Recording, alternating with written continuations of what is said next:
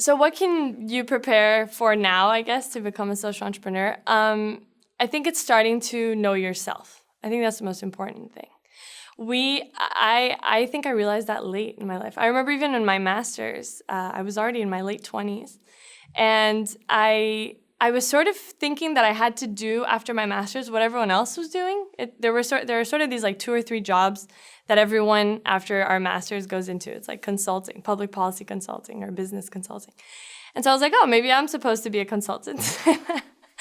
And I actually went into consulting, and it wasn't for me. And then it's interesting because when I became a social entrepreneur, I realized that it was sort of staring at me in the face the whole time, my whole life, because I was actually able to apply a lot more of what I was good at and of what I actually enjoyed.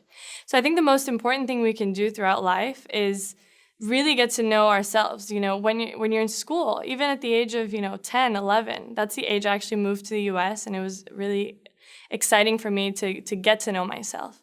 And you can find that out. You can see what subjects you're good at, what subjects you actually enjoy, what makes you different from your peers. And I think that's where you should, devote your energy, because if you identify what you're good at, you will excel. And being a social entrepreneur is a lot about passion. You have to be really passionate, and you have to be resilient, because there's a lot of obstacles and a lot of challenges. So I think if you're really passionate about something and you know how you can best contribute, I think that's the best way to prepare at an early age to become a social entrepreneur.